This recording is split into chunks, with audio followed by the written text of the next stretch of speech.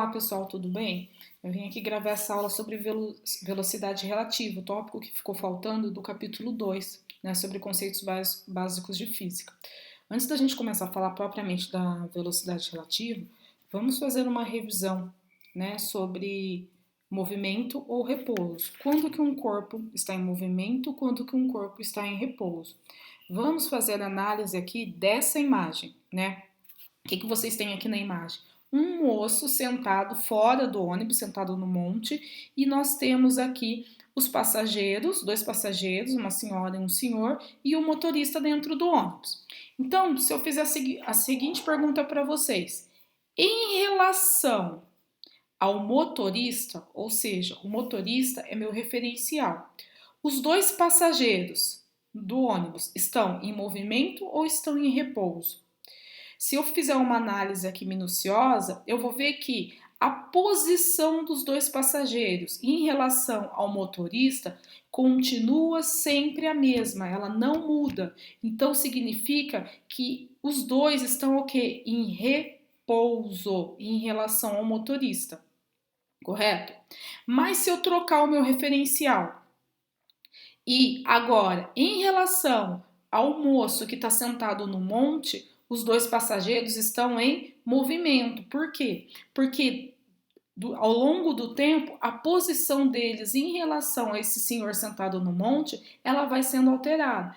Então, para eu dizer se um corpo está em movimento ou em repouso, a resposta, a princípio, é depende. Depende do quê? Do referencial que eu estou analisando, né? Para eu considerar um corpo em movimento, a posição dele em relação ao referencial vai mudar ao longo do tempo.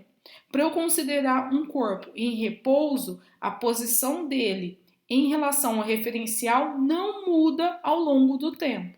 Então, retomando, os passageiros aqui em relação ao motorista estão em repouso, porque a posição deles não muda em relação ao motorista. Mas em relação ao senhor que está sentado aqui no monte, eles estão em movimento, porque a posição deles ao longo do tempo vai mudando, correto? Vamos aqui um outro exemplo, até esse exercício tinha no livro, na página 29, exercício 4, é um exercício da PUC, né? Que ele coloca essa charge do Cascão com Cebolinha, então o que a gente vê aqui? Lá vai o as do skate, diz o Cascão, né? Ele tá se achando todo, que ele é muito bom no skate. Aí o Cebolinha fala, Cascão, você não sabe que é proibido andar de skate aqui no parque? Mas eu estou parado. Quem está andando é o skate, né? Então aqui essa charge dá para a gente ilustrar essa questão do movimento do repouso em relação ao referencial. A pergunta do livro é: leia com atenção a tira da turma da Mônica e analise as afirmativas que se seguem considerando os princípios da mecânica clássica, que é o que a gente está estudando. Então ele vai colocar aqui o Cascão como referencial na primeira afirmativa e diz assim, ó, o Cascão encontra-se em movimento em relação ao skate e também em relação ao amigo Cebolinha. Então vamos analisar. O Cascão é o meu referencial. Em relação ao skate, né? A posição do Cascão está mudando? Não. Então, em relação ao skate, o Cascão está o quê? Parado. Mas em relação ao Cebolinha, ao longo do tempo, ó, a posição do Cascão vai mudando em relação ao Cebolinha. Então, em relação ao Cebolinha, ele está em movimento. Portanto, a primeira afirmação é falsa. Segunda afirmativa. Cascão encontra-se em repouso em relação ao skate? Sim, porque a posição dele ao longo do tempo não varia. Mas em movimento em relação ao amigo Cebolinha? Sim, a gente já fez essa análise. Ao longo do tempo, o movimento, a posição do Cascão em relação ao amigo Cebolinha vai sendo alterada. Então é verdadeira a segunda afirmativa, tá? E a última afirmação, em relação a um referencial fixo fora da Terra. Então vamos imaginar que eu tenho um astronauta ali na Lua, ele tá lá fixo, numa posição fixa, ele tá fora da Terra, ele tá olhando para a Terra. E aí, quando ele vê o Cascão, Aí ele vai fazer a seguinte afirmação: Cascão jamais pode estar em repouso? Se o Cascão está na Terra e a Terra em relação à Lua vai mudando a sua posição, então um cascão jamais vai estar em repouso. Então essa afirmação também é verdadeira. Então a gente tem ali como resposta correta a letra D, tá? Espero que vocês tenham relembrado, recordado, se ficou alguma dúvida, espero que tenha sido esclarecido. Mas por que falar de movimento em repouso? Porque eu vou falar de velocidade.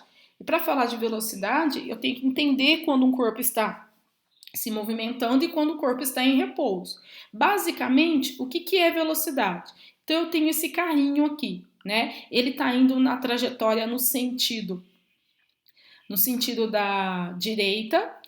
Então, ele está saindo aqui do começo da pista até ao final, mas eu vou analisar o movimento até onde está mostrando essa linha vermelha aqui.